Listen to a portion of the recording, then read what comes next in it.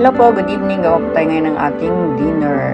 Mag-uuna muna tayo ng salad at yung pork po, hinati ko po sa 4 para may magamit tayo sa susunod na araw.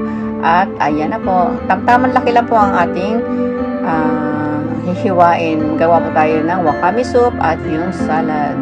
At ayan na rin po, kakaskasin din po natin yung ninjin. Baba natin sa tubig. Meron din po akong haksay. Mag-isara po tayo ng bara. Niko, lagyan po natin sibuyas. At yung natira, ibababad po natin sa tubig at naglagay na rin po ako ng dashi.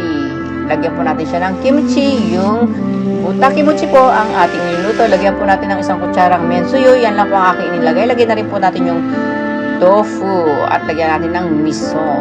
At ito na po yung buta kimchi. Luto na po. Tanggalin lang po natin yung aqua at saka konting halo. Meron din po akong katso. Hiwain po natin at ilagay natin sa lalagyanan. At yung binabad nating sibuyas, ilagay po natin sa ibabaw. At ayan na po, ayusin na rin po natin ang ating dinner at yung kanin at yung prawns. At maraming pong salamat sa inyong lahat.